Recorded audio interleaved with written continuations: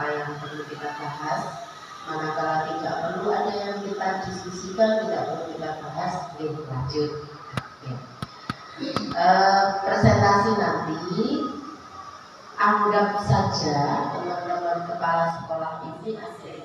Bapak Ibu kepala sekolah wajib melakukan supervisi perangkat pembelajaran. Ya, wajib. Jadi nanti ada lembar observasi perangkat pembelajarannya, panjenengan yang bertanggung jawab terhadap Alhamdulillah, wala haula wala quwwata illa billah. Allahumma sholli ala Muhammad wa ala ali Muhammad. Yang saya hormati para Bapak Ibu guru SDN ini, kita akan merefleksi diri berkaitan dengan kinerja kita selama ini yang berkaitan dengan PMM. Yang pertama-tama kita panjatkan puji syukur dari Allah yang telah memberikan kita rahmat, kesehatan, dan kesempatan sehingga kita bisa hadir di sekolah ini. Yang kedua, salam dan sholawat tetap tercurah kepada Nabi Muhammad Sallallahu Alaihi Wasallam. Bapak Ibu yang saya hormati, data yang kita miliki terutama di rapot mutu itu seperti ini. Ini yang kurang. Yang pertama itu kemampuan literasi, kemudian kemampuan numerasi murid, ini kuning. Yang merah ini yang kualitas pembelajaran. Dengan adanya yang merah ini, maka ini yang harus kita perbaiki, yaitu yang paling perlu ditingkatkan. Ketika saya membuka PMM, di sana itu ada pilihan. Pilihan indikatornya ini, aktivasi kegiatan komunitas belajar. Jadi Bapak Ibu nanti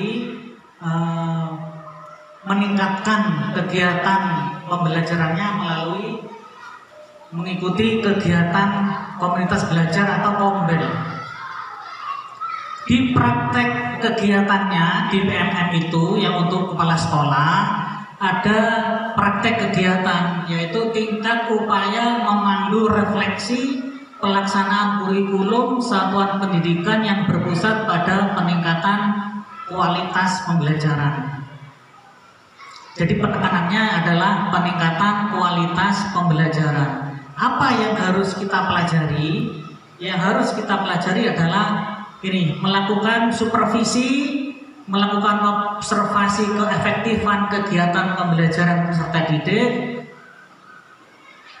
kemudian melakukan pemahaman mengenai pembelajaran dengan berbagai macam teknik sesuai dengan karakteristik peserta didik. Ini yang harus kita lakukan. Supervisi administrasi seperti yang kita lakukan kemarin. Jadi Bapak Ibu sudah mempunyai perangkat mengajar sesuai dengan yang saya teliti. Kemudian saya juga kemarin kita sudah melakukan supervisi kelas. Data yang saya dapat juga ini melalui CCTV. Jadi Bapak Ibu, CCTV itu saya pakai untuk melihat Bapak Ibu.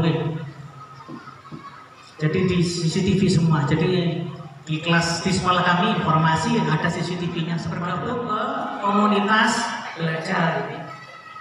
Itu cara kita untuk meningkatkan kualitas pendidikan kita. Ini contoh. Nah, ini contohnya misalnya pembelajaran, metode pembelajaran inovatif itu banyak nih. Kebetulan ini yang saya tahu ini yang berkaitan dengan yang terbaru yang saat ini.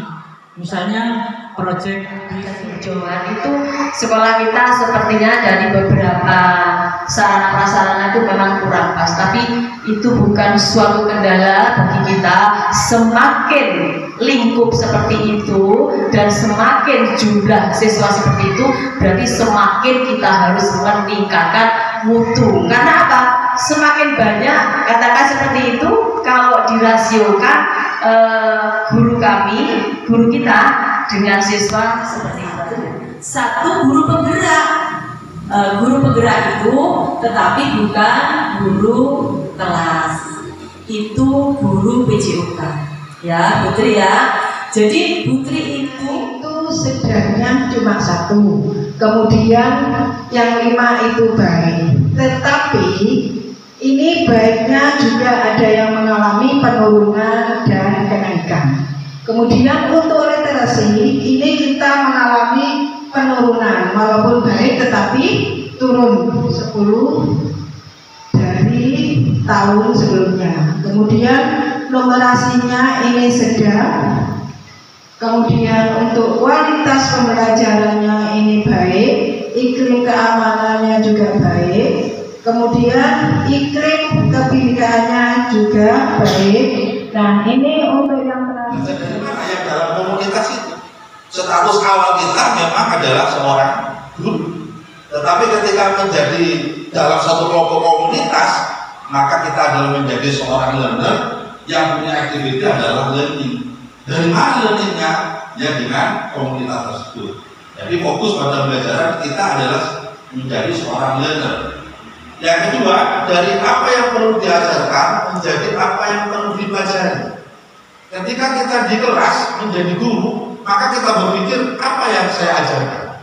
Tetapi ketika di komunitas belajar menjadi apa yang perlu kita pelajari. Warnanya hebat, ada warna pelangi merah, kuning, hijau, di langit yang biru. Ya, tapi itu jangan membuat kita patah semangat ya Bapak Ibu. Mari kita benahi bersama-sama, makanya Ibu ingin presentasi tentang program sekolah.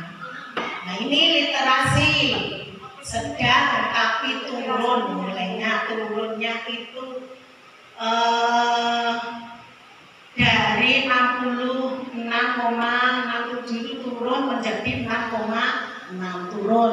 Numerasi kurang ya. Kita tidak menyalahkan siapa-siapa ya, kita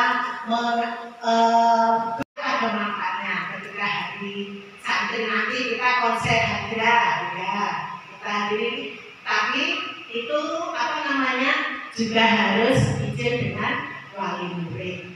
Jadi apa yang bisa dimunculkan di SD kita, ayo kita munculkan ya. Jangan minder, memang kita merintis. Saya datang ke sini merintis, tapi harus semangat. Saya bersemangat, Bapak Ibu juga harus semangat. Saya semangatnya 45, Bapak Ibu karena mengerjakan PMM kita dengan baik dan benar. Kemudian target perilakunya, mendiskusikan target perilaku yang relevan dengan indikator kinerja secara